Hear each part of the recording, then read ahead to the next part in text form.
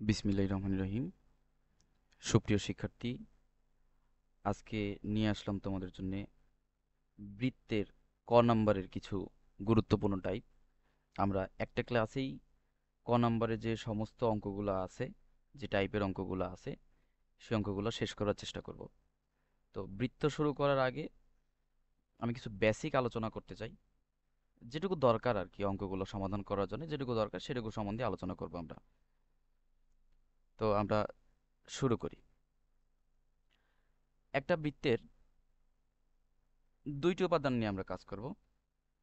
একটা বৃত্তের কেন্দ্র থাকে, একটা ব্যাসার্ধ থাকে। তো একটা বৃত্তের যদি কেন্দ্র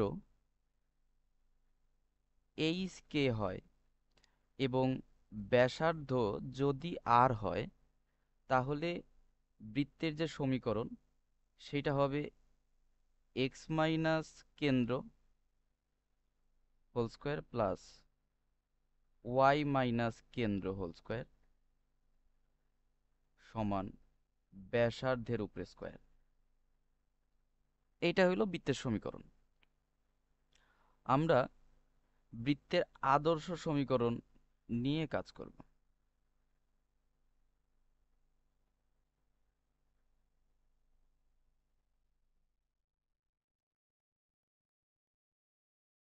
তো বৃত্তের আদর্শ সমীকরণটা কি? এইটা আমাদের মনে রাখতে হবে। বৃত্তের আদর্শ সমীকরণ x square plus y square plus 2gx plus 2fy plus c সমান 0। এই জায়গাতে কিন্তু আমরা যে সমীকরণটা লিখলাম সেই সমীকরণে ধ্রুবক তো আছেই, চলক কিন্তু এখানে যে ধরে নেওয়া চলক তিনটা। সেগুলো কি? একটা হইল জি, আর একটা এফ, আর একটা সি। তো এই জি এফ সি এর ওপরে তোমার নির্ভর করবে বৃত্তের কেন্দ্র এবং বৃত্তের ব্যাসার্ধ।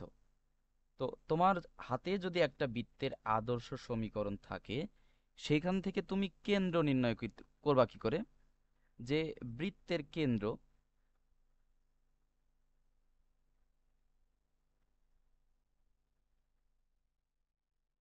বৃত্তের কেন্দ্র আমাদের ওই সমীকরণের সাপেক্ষে আমরা লিখতে পারি মাইনাস জি মাইনাস এফ, এবং ব্যাসার্ধ আর সমান আমরা লিখতে পারি root over g square plus f square minus c. এটা হলো বৃত্তের ব্যাসার্ধ। আমি আবার বলছি যে একটা বৃত্তের সমীকরণ যদি x square plus y square plus 2gx plus 2fy plus c সমান 0 হয়, সেইখান থেকে তুমি বৃত্তের কেন্দ্র নির্ণয় কি করবা? যে বৃত্তের কেন্দ্র হইল মাইনাস জি মাইনাস এফ এবং ব্যাসার্ধ হলো g square plus f square minus c. এখন এই ব্যাসার্ধ নির্ণয় করার জন্য তোমাদের অবশ্যই জি এর মান, এফ এর মান, সি এর মান দরকার। এই জি এর মান, এফ এর মান, সি এর মানের জন্যে আমাদের একটা শর্ট টেকনিক আছে। যে টেকনিকটা কি? জি এফ সরি এইখানে সি হইল আমার সমীকরণের ধ্রুবক। এই যে সি, এই সি আসলে এই বৃত্তের সমীকরণে যে ধ্রুবকটা থাকবে সেটা হইল সি।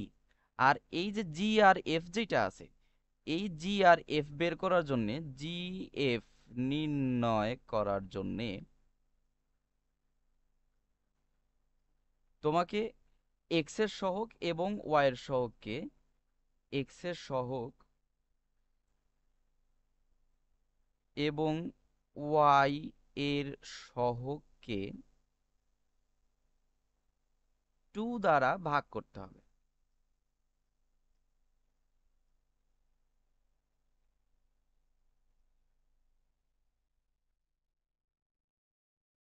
তবে আমি জি আর এফ এর মান পাবো।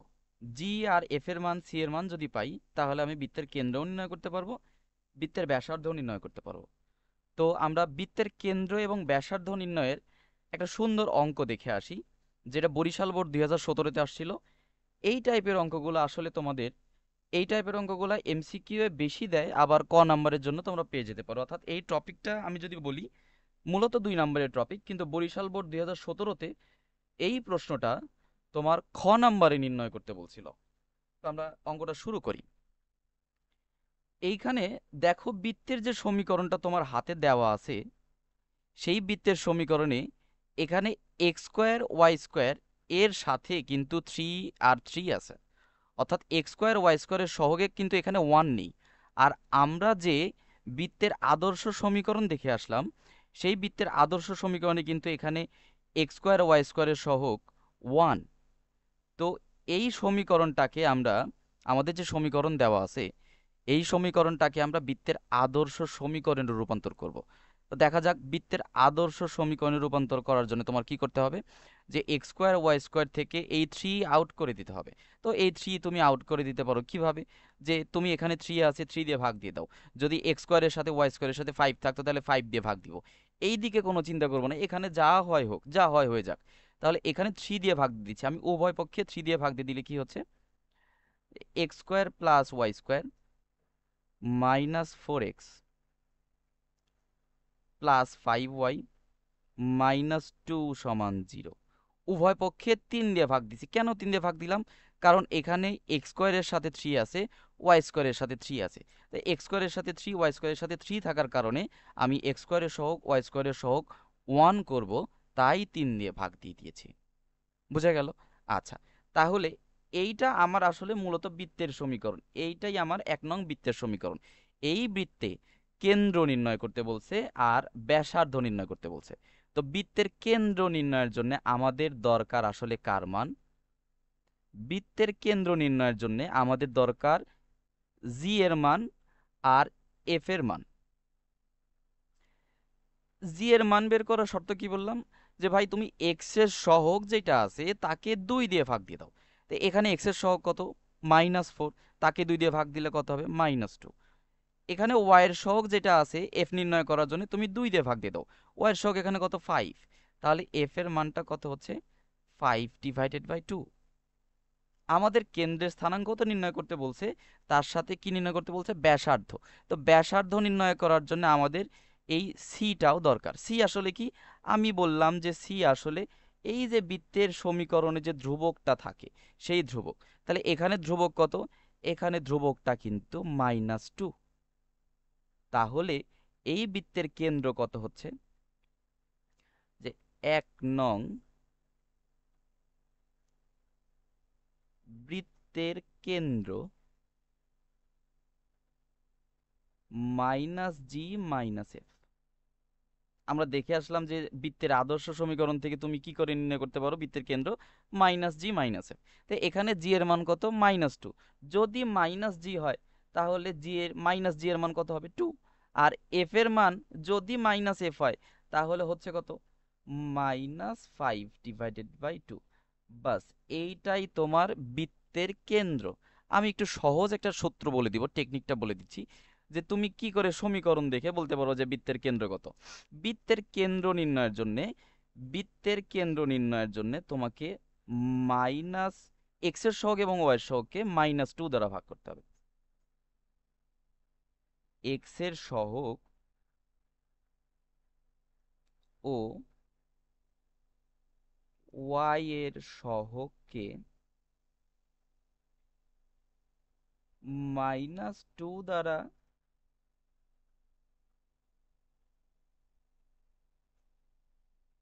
ভাগ করে কেন্দ্র নির্ণয় করতে হবে।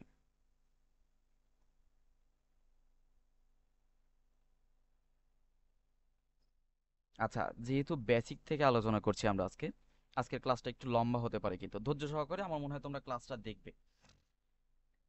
তো বৃত্তের কেন্দ্র যখন তুমি নির্ণয় করতে যাবে তখন এক্স এর সহগকে কত দিয়ে ভাগ করবা, -2, ওয়াই এর সহগকে -2 দিয়ে ভাগ করবা।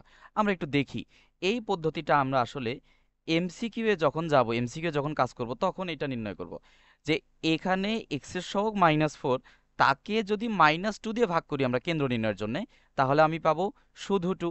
আর ওয়াইয়ের সহগ এখানে শুধু আছে 5, ওয়াইয়ের সহগকে যদি -2 দিয়ে ভাগ করি তাহলে পাবো -5/2। বাস, সহজ পদ্ধতিতে তুমি বৃত্তের কেন্দ্র নির্ণয় করতে পারলা। এইবার কিন্তু তোমাকে বলেছে যে বৃত্তের ব্যাসার্ধ নির্ণয় করো। তো আমরা বৃত্তের ব্যাসার্ধটা নির্ণয় করব কি করে? যে আমরা জানি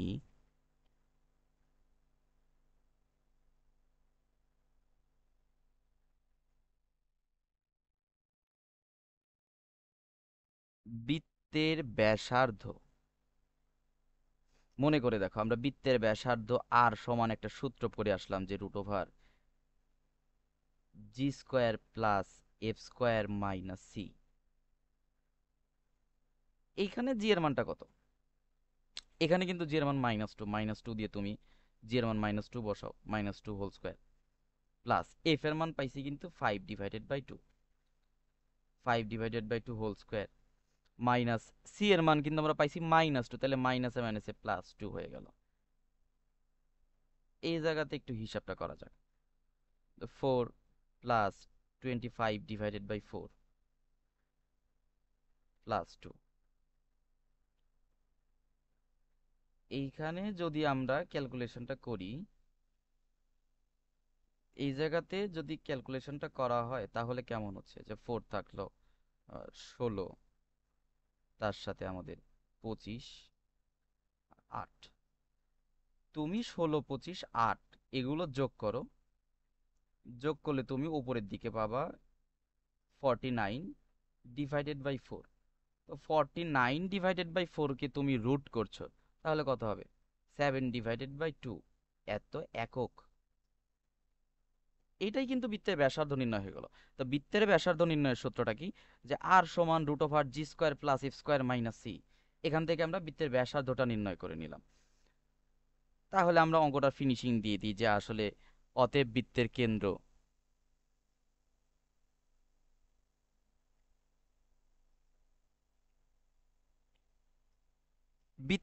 কিন্তু আমরা কত পাইলাম, যে পাইছি হচ্ছে 2, -5/2। আর বৃত্তের ব্যাসার্ধ তুমি পেয়েছো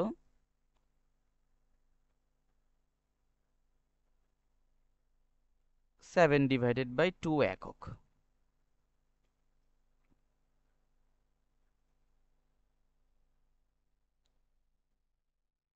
সুপ্রিয় শিক্ষার্থী, আমার মনে হয় যে এরপরে তোমাদের আর বৃত্তের কেন্দ্র এবং ব্যাসার্ধ নির্ণয় নিয়ে কোনো প্রকারের ঝামেলা থাকবে না, আশা করি।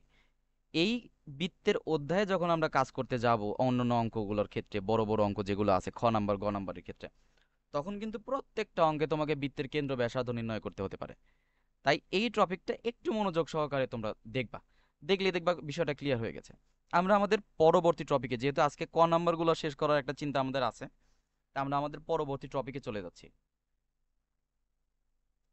আমাদের পরবর্তী টপিকটা কি হচ্ছে দেখো, যে পোলার সমীকরণ থেকে কার্তেশীয় সমীকরণ নির্ণয়। এখানে দেখো, এই r2 cos θ + 4 sin θ = 0 বৃত্তের কেন্দ্র নির্ণয় করো। এটা একটা বৃত্তের সমীকরণ। এই বৃত্তের সমীকরণ থেকে তোমাকে বলেছে বৃত্তের কেন্দ্র নির্ণয় করতে। তো বৃত্তের সমীকরণ থেকে তোমাকে কেন্দ্র নির্ণয় করার জন্য অবশ্যই তোমাকে আগে এটাকে কার্তেশীয় সমীকরণে প্রকাশ করতে হবে। অর্থাৎ যে পোলার সমীকরণটা তোমার হাতে দেওয়া আছে, এই পোলার সমীকরণটাকে তোমাকে আগে কার্তেশীয় সমীকরণে রূপান্তর করার পর তুমি বৃত্তের কেন্দ্র নির্ণয় করতে পারো। তা আমরা আই পোলার সমীকরণটাকে কার্তেশীয় সমীকরণে রূপান্তর করব। তার আগে আমাদের কিছু কথা, আমরা কিছু বেসিক এখান থেকে জানার চেষ্টা করব, যে আসলে বিষয়টা এখানে কি। আমরা সরলরেখা 3a তে কিন্তু শিখে আসছি যে x = r cos θ আর y = r sin θ। আর এই যে rটা আসলে আমরা লিখতে পারি √x² + y²। তো এইখান থেকে তুমি আসলে r² সমান কি লিখতে পারো? r² সমান তুমি লিখতে পারো x² + y² করে দিয়েছো। বাস, এই অঙ্কটার জন্য আমাদের এইটুকু জানাই যথেষ্ট। আমরা একটু দেখব এখান থেকে কি করে কাজ করা যায়।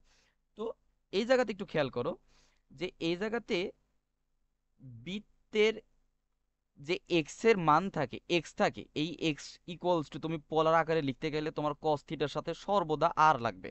অর্থাৎ কস থিটা একা একা থাকে না, কস থিটার সাথে থাকে একটা আর, ওয়াই এর সাথে y equals to r sine theta, sine theta একা একা থাকে না, সাইন থিটার সাথে থাকে একটা আর। তোমার যে সমীকরণটা এখানে দেওয়া আছে, এই সমীকরণে খেয়াল করে দেখো কস থিটার সাথে আর নাই, সাইন থিটার সাথে আর নাই। তাহলে তোমার কি দরকার? তুমি যদি আর কস থিটা বানাতে পারো, আর সাইন থিটা বানাতে পারো, তাহলে আর কস থিটার পরিবর্তে তুমি লিখতে পারো এক্স, আর আর সাইন থিটার পরিবর্তে তুমি লিখতে পারো ওয়াই। তাহলে এই কস থিটা সাইন থিটা এগুলোর সাথে একটা আর দেওয়া খুবই জরুরি। দেখো, তাহলে এই জায়গাতে যদি আর দাও, এখানেও আর দিতে হবে। অর্থাৎ তুমি এইবারে উভয় পক্ষে আর দ্বারা গুণ করে দাও। আর square minus 2r cos theta plus 4r sine theta সমান 0। আমি কি করলাম? উভয় পক্ষে আর দিয়ে গুণ করে দিয়েছি। আচ্ছা, এইবার আর দিয়ে গুণ করার পর তুমি কি করতে পারো, যে ভাই এই আর স্কোয়ার আছে, আর স্কোয়ারের পরিবর্তে তুমি কি শিখলা? যে আর স্কোয়ারের পরিবর্তে কার্তেশীয় আকারে লেখা যায় x square plus y square.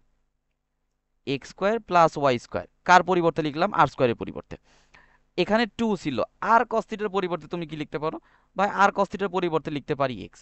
আর এখানে আর সাইন থিটা, সরি এখানে কি লিখেছি, সাইন থিটা হবে, আর সাইন থিটা, এই আর সাইন থিটার পরিবর্তে তুমি লিখতে পারো ওয়াই সমান 0।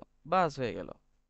সুপ্রিয় শিক্ষার্থী, এখানে একটা বিষয় লক্ষ্য করো, যে আমরা এর আগে যে সমীকরণটা নিয়ে কাজ করলাম, সেই সমীকরণে কিন্তু একটা ধ্রুবক অংশ ছিল। যে এখানে এর আগেরটা একটু দেখালে তোমরা বুঝতে পারবা, যে এই যে সমীকরণটা নিয়ে কাজ করলাম, এই সমীকরণে কিন্তু এর আগে ধ্রুবক অংশ ছিল, কিন্তু এইখানে যখন সমীকরণটা আমার আসলো, এই অংশে কিন্তু ধ্রুবক নাই।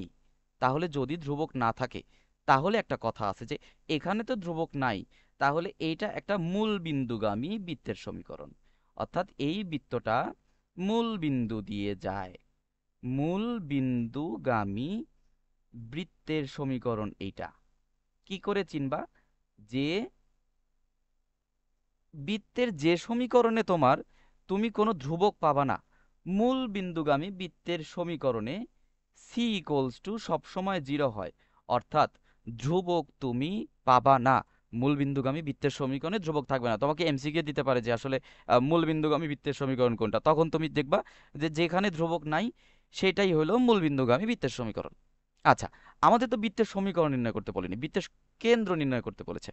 তো এখন আমরা কি করব? বৃত্তের কেন্দ্র নির্ণয় করতে যাব। তো বৃত্তের কেন্দ্র নির্ণয়ের জন্য আমরা আসলে শিখালাম কি, যে তোমাদের বৃত্তের কেন্দ্র নির্ণয়ের জন্য আমি শিখাইলাম যে এক্স এর সহগ এবং ওয়াই এর সহগকে তুমি -2 দিয়ে ভাগ করবা। অতএব 1 নং বৃত্তের কেন্দ্র,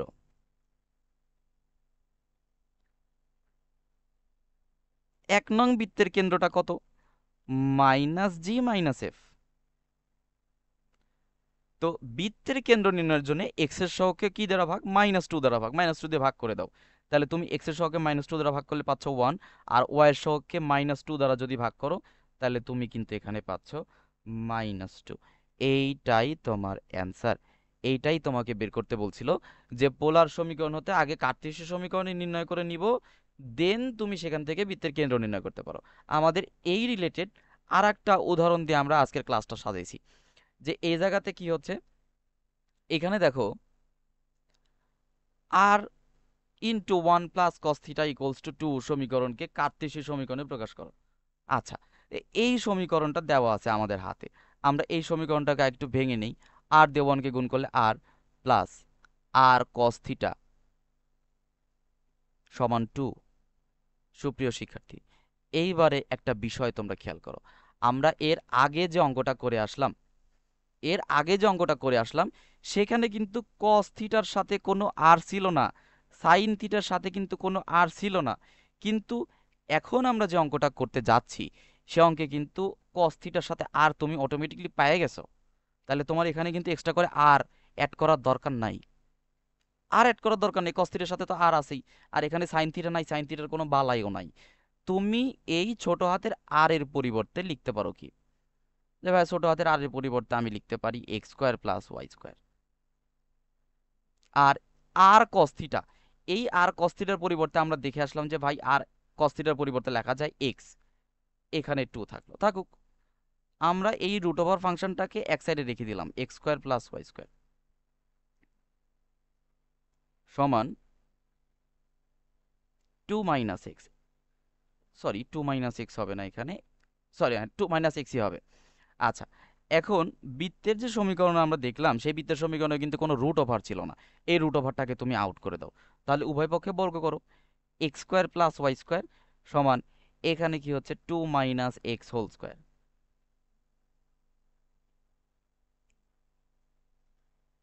x² + y² সমান এখানে হোল স্কোয়ারের সূত্র ভাঙো তুমি, যে ভাই 4 - 4x + x²।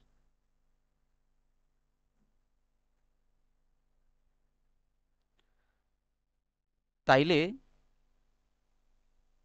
এই জায়গাতে একটু আমরা লক্ষ্য করি বিষয়টা কি হইল। আচ্ছা, যা হইছে হইছে, এখানে তুমি দেখো এই x² আর এই x² উভয় পাশে একই জিনিস, এই x² আর এই x² উভয় পাশে একই চিহ্ন, একই জিনিস, x², এখানে +x², এখানে +x², তুমি দুই পাশ থেকে কেটে দাও। দেয়া পরে তোমার হাতে কিন্তু থাকে কি, যে y² = 4 - 4x। এখন তুমি এক সাইডে পার করো, এই y² এখানে ছিল y², 4xটাকে পাশে পার করে দাও, +4x -4 = 0। তোমাকে বলেছে যে এটা একটা কার্তেশীয় পোলার সমীকরণ, এই পোলার সমীকরণ থেকে তুমি কার্তেশীয় সমীকরণে প্রকাশ করো। বাস, আমাদের পোলার সমীকরণ থেকে আমরা কার্তেশীয় সমীকরণে প্রকাশ করলাম। এখানে কোনো তোমার হচ্ছে পোলার কোনো বিন্দু নাই, তাহলে এটাই তোমার অ্যান্সার। এটা কিন্তু দেখো রাজশাহী বোর্ড 22-এ দিয়েছে। আমাদের রাজশাহী বোর্ডটা আসলে প্রত্যেকবারই প্রশ্নগুলো পেঁচায়। বরিশাল বোর্ডের অঙ্ক আমরা দেখলাম যে কত সুন্দর, কত সহজ, ওটা খুব সহজে হয়ে গেল। এখানে আবার দেখো একটু পেঁচাইছে। আচ্ছা, ওটা কোনো প্রবলেম নাই, তোমরা বেসিক অনুযায়ী অঙ্কগুলো ক্লিয়ার করে দিয়ে আসবা। এরপরে এরপরে যে টপিকটা, সেটা হচ্ছে বৃত্ত দ্বারা অক্ষের খণ্ডিতাংশ নির্ণয়। কি, যে একটা বৃত্ত দুইটা অক্ষকেই ছেদ করতে পারে। এখানে আমরা একটা চিত্রের সাহায্য নিচ্ছি বিষয়টাকে বোঝার জন্য, যে আমার এইটা একটা বৃত্ত, এই বৃত্তটা আমি এমনভাবে আঁকাইছি যা দেখো এক্স অক্ষকেও ছেদ করছে, ওয়াই অক্ষকেও ছেদ করছে। তাহলে এই বৃত্তটা এক্স অক্ষের ঠিক এই বিন্দু থেকে এই বিন্দু পর্যন্ত, অর্থাৎ এই অংশটুকু এই বৃত্ত দ্বারা এক্স অক্ষের এই অংশটুকু কেটেছে, কর্তন করেছে। আর এই বৃত্ত দ্বারা ওয়াই অক্ষের এই যে এই অংশটুকু কর্তন করেছে। আমাদের এই কর্তনকৃত অংশ বা ছেদকৃত অংশের দৈর্ঘ্য নির্ণয় করতে বলেছে। তাইলে এক্স অক্ষ দ্বারা যদি কোনো বৃত্ত এক্স অক্ষকে যদি কর্তন করে, খণ্ডিত করে, ছেদ করে, তাহলে সেই এক্স অক্ষের ছেদাংশের যে মান, এই এক্স অক্ষের ছেদাংশের মান আমরা নির্ণয় করতে পারি একটা সূত্রের সাহায্যে, যে এক্স অক্ষের খণ্ডিতাংশের দৈর্ঘ্য,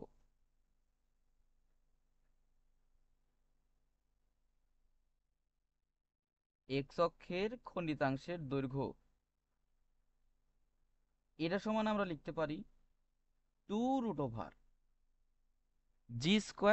- c। এটা এক্স অক্ষের খণ্ডিতাংশের দৈর্ঘ্যের সূত্র। আর ওয়াই অক্ষের খণ্ডিতাংশের দৈর্ঘ্যটা হবে 2√f² - c। বাস, তুমি জি, সি বা এফ এগুলোর মান নির্ণয় করো, দেন তুমি অক্ষের খণ্ডিতাংশের দৈর্ঘ্য নির্ণয় করতে পারবা। আচ্ছা, তাহলে এক্স অক্ষ এবং ওয়াই অক্ষের খণ্ডিতাংশের দৈর্ঘ্য আমরা সম্বন্ধে বুঝে নিলাম। এক্স অক্ষের খণ্ডিতাংশের দৈর্ঘ্য যখন তুমি নির্ণয় করতে যাবা, বা ওয়াই অক্ষের খণ্ডিতাংশের দৈর্ঘ্য যখন তুমি নির্ণয় করতে যাবে, তখন কিন্তু তোমার দরকার, যে ভাই এখানে কি দরকার, এই জায়গাতে দেখো আবার বৃত্তের যে সমীকরণটা দেওয়া আছে, 2x² + 2y² + 4x + 6y + 1 = 0, এখানে কিন্তু x² এর সাথে সহগ কিন্তু 1 নেই, আছে কি 2। এর আগের যে অঙ্কটা আমরা শিখলাম সেখানে x² এর সাথে কিন্তু 3 ছিল, ওই 3 কে আউট করতে হয়েছে। এখানে 2 আছে, তাহলে 2 কে আউট করতে হবে। এই 2 কে যদি তুমি আউট করতে যাও, তাহলে তোমাকে অবশ্যই উভয় পক্ষেই 2 দ্বারা ভাগ করতে হবে। আমি যদি 2 দ্বারা ভাগ করি, তাহলে এখানে x² + y² + 2x + 3y সমান, সরি সমান কেন, প্লাস এই 1 কে যদি তুমি 2 দ্বারা ভাগ করো, তাহলে কত হচ্ছে, ½ = 0।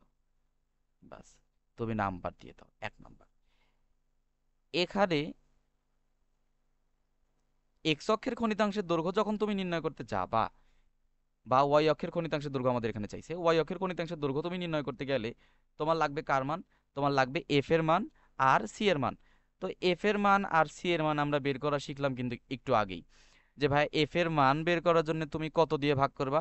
এফ এর মান, এফটা কার সাথে থাকে? ওয়াই এর সাথে থাকে। তাহলে এখানে ওয়াই এর সাথে কত আছে? 3। তো এখানে এফ এর মান নির্ণয় করার জন্য এই ওয়াই এর সহগকে তুমি ভাগ দিবা 2 দিয়ে। আর সিটা আসলে কি? সি হইলো ভাই এখানে যে ধ্রুবক অংশটুকু থাকে, একটা বৃত্তের সমীকরণে যে ধ্রুবকটা থাকে সেটাই হলো সি। তাহলে সি হলো 1/2। অতএব ওয়াই অক্ষের খনিতাংশের দৈর্ঘ্য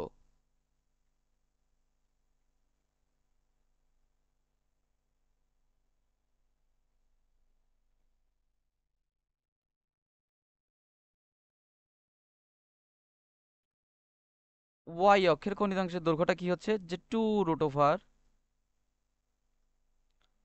2√2√, f square plus c, f square plus c. বাস তুমি এখানে এফ এর মান সি এর মান বসাই দিয়ে হিসাবটা করে ফেলো, তাহলেই তোমার অঙ্কটা এখানে ক্লোজড।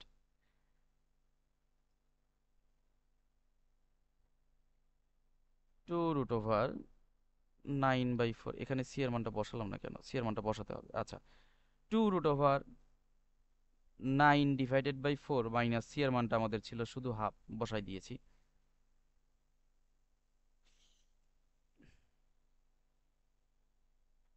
2√, এখানে লসাগু করো, লসাগু করলে কত হচ্ছে? 4। তো এখানে 9 মাইনাস 2, 2√, উপরের দিকে থাকে কত? 7, আর নিচের দিকে থাকে হলো 4। এটাকে যদি ক্যালকুলেশন করা হয়, এখানে তো 2 আছেই, 7/4 কে রুট করি, তাহলে কত হয়? √7, আর 4 কে রুট করলে 2, দেও কেটে, তাহলে থাকে কি? √7। এত একক, যেহেতু দৈর্ঘ্য চাইছে, তাহলে দৈর্ঘ্যটা আমরা সবসময় এককে দিব, যে একক থাকবে সেই এককে আমরা লিখে ফেলবো। বোঝা গেল? এক্স অক্ষের গণিতাংশ যদি তোমাকে এখানে বলতো যে ভাই এক্স অক্ষের গণিতাংশ নির্ণয় করো, তখন তোমার কি করতা? যে জি এর মান আর সি এর মান, এক্স অক্ষের গণিতাংশের দৈর্ঘ্য কত? এক্স অক্ষের গণিতাংশের দৈর্ঘ্য 2√g² মাইনাস সি। এক্স অক্ষের গণিতাংশের দৈর্ঘ্যটা হবে 2√g² মাইনাস সি। বোঝা গেছে? আমার মনে হয় যে এই খণ্ডিতাংশের দৈর্ঘ্য যদি তোমাকে নির্ণয় করতে বলে, এটা কিন্তু দিনাজপুর বোর্ড 2022-এ দিয়েছিল, এই টাইপের খণ্ডিতাংশের দৈর্ঘ্য নির্ণয় কিন্তু তোমাকে এমসিকিউর জন্যও দিতে পারে। অর্থাৎ আজকের যে অঙ্কগুলোর আমরা টাইপ শিখছি, এগুলো কিন্তু ক নাম্বার প্লাস এমসিকিউ এর জন্য। তো অঙ্কগুলো একটু ভালো করে বুঝে নিলে আমার মনে হয় একটা ক্লাসেই তোমাদের যথেষ্ট ক নাম্বারগুলো শেষ করার জন্য। তো যখন খনিতাংশের দৈর্ঘ্য নির্ণয় করতে বলবে, তখন আমরা খনিতাংশের সূত্রগুলো ইউজ করে খনিতাংশের দৈর্ঘ্য নির্ণয় করে ফেলবো। এর পরবর্তীতে কি টাইপ আছে আমরা একটু দেখে নেই। এর পরবর্তী টাইপটা দেখো, যে পরামিতিক সমীকরণ নির্ণয় করো। আচ্ছা, পরামিতিক সমীকরণ নির্ণয় করতে বলছে। পরামিতিক সমীকরণ হতে বৃত্তের সমীকরণ নির্ণয় করতে হবে। তার আগে পরামিতিটা আসলে কি? পরামিতিকে খুব সুন্দর করে আমি উপস্থাপন করি, যে পরামিতিটা আসলে কি।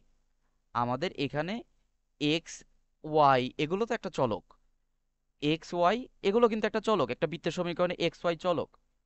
এই এক্স চলকের মান, দেখো এক্স স্কোয়ারের মান বলে দিছে কি 1 - t²।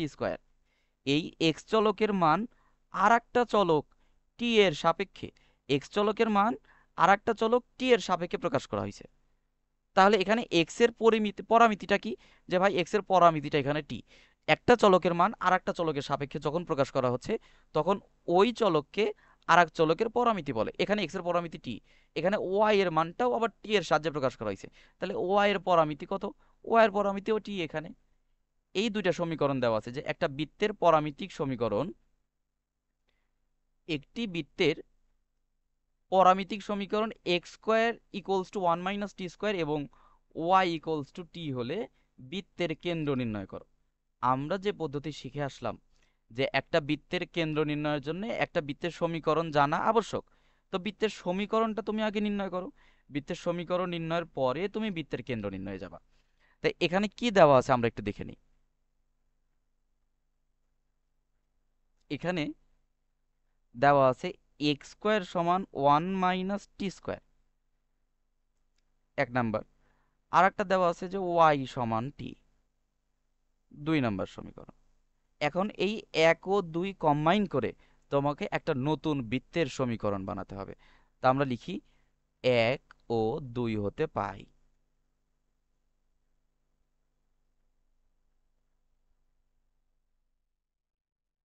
কি পাবা 1 আর 2 থেকে? 1 আর 2, দেখো 1 নাম্বারে ছিল x square equals to 1 - t²। আবার 2 নাম্বারে ছিল যে যেখানে টি তার পরিবর্তে কিন্তু তুমি ওয়াই লিখতে পারো। তো এখানে t² আছে, এই টি এর পরিবর্তে তুমি লিখতে পারো কি y²। তাহলে এক্স স্কোয়ার ইকুয়ালস টু কি হলো 1 - y²। তুমি এই y²টাকে এই পাশে পার করে দাও, দাও পার করে। এক্স স্কোয়ার প্লাস y² সমান কত হচ্ছে? 1। এখন শিক্ষার্থী বন্ধুরা দেখো, আমাদের বৃত্তের সমীকরণ কিন্তু আমরা নির্ণয় করে ফেলেছি যে এইটাই আমার বৃত্তের সমীকরণ, ইহাই বৃত্তের সমীকরণ। এই সমীকরণ থেকে তোমাকে বের করতে হবে কেন্দ্র। আচ্ছা, এইখান থেকে দেখো কেন্দ্র নির্ণয়টা অত্যন্ত সহজ। অতএব বৃত্তের কেন্দ্র কত হচ্ছে?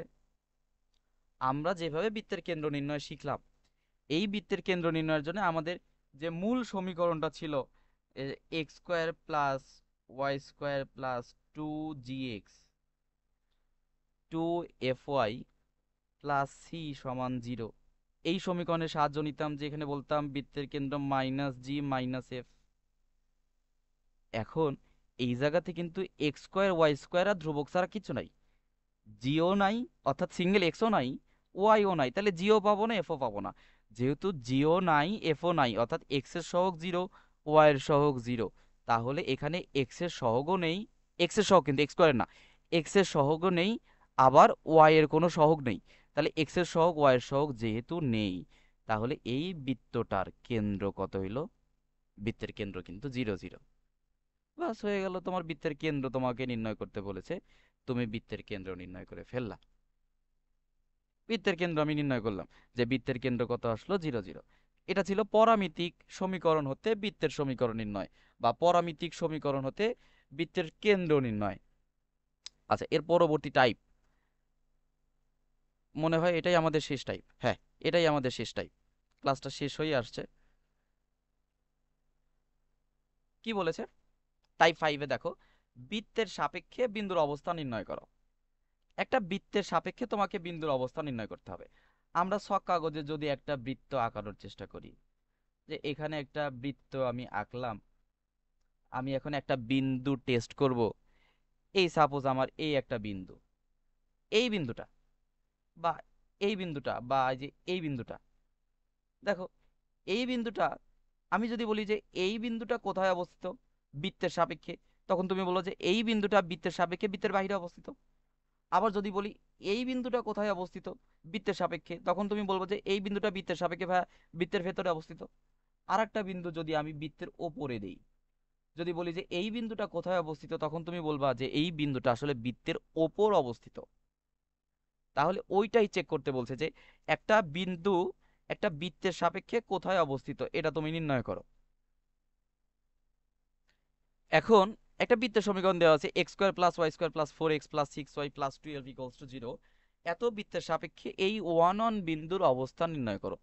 আমাদের যেটা দেওয়া আছে সেটা আমরা একটু উঠাই নিই, যে দেওয়া আছে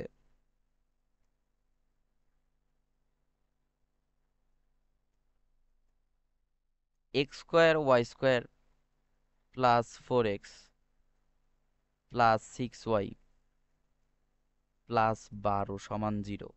নাম্বার দিয়ে দাও তুমি 1 নাম্বার। তাহলে এইখানে এই বিন্দুর অবস্থান নির্ণয় করার জন্য, কোন বিন্দুর অবস্থান নির্ণয় করতে বলছে? যে এই 1 বিন্দুর অবস্থান তুমি বৃত্তের সাপেক্ষে নির্ণয় করো, 1 নং বৃত্তের সাপেক্ষে। এটা নির্ণয় করার জন্য তুমি কি করবা? এই 1 নং এর বাম পক্ষে যে বিন্দুটা বলবে, এখানে 1 1 বিন্দু বলছে, তাহলে 1 নং বাম পক্ষে আমি 1 1 বিন্দু বসিয়ে নিব। বসিয়ে পাই কি পাচ্ছি, যে 1 1 বিন্দু 1 নং বসাচ্ছি 1 নং বাম পক্ষে। তাই এক্স এর পরিবর্তে তুমি বসাবো 1, বসাও। ওয়াই এর পরিবর্তে তুমি বসাবো 1 প্লাস 4x। 4x কেন রে, 4 × 1 প্লাস 6 × 1 প্লাস 12 = 0।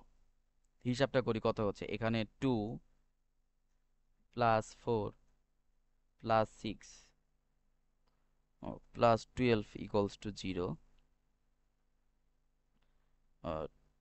0 কেন, ইস, এই সাইডটা, এই সাইডটা তো রাখা যাবে না, এই সাইডটা তো আমরা শুধু বাম পক্ষে বসাইলাম, একটু মাই মিস্টেক।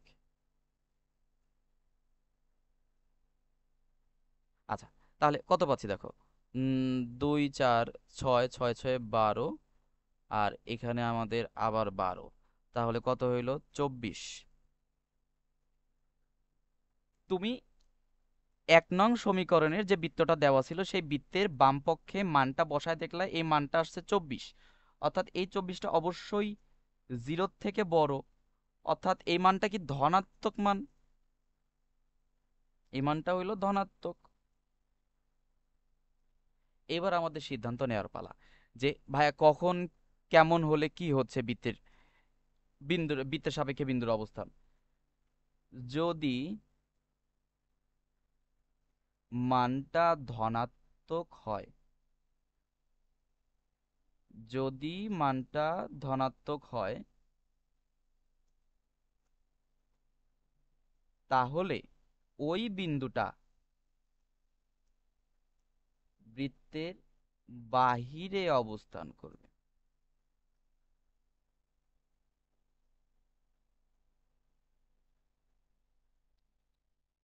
যদি ঋণাত্মক হয়, ঋণাত্মক হলে বৃত্তের ভেতরে অবস্থান করবে। কোথায়? ধনাত্মক হলে বাইরে, আর ঋণাত্মক হলে ভেতরে।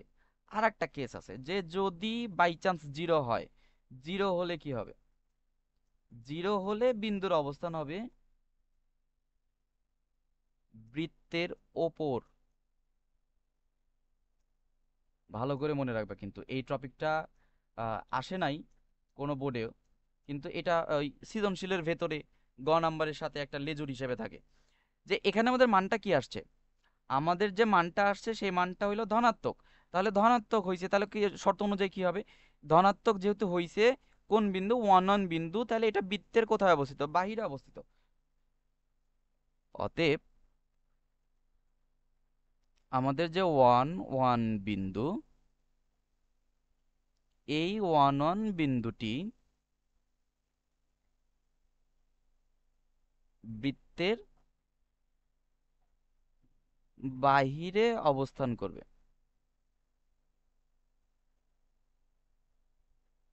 বৃত্তের বাহিরে অবস্থিত।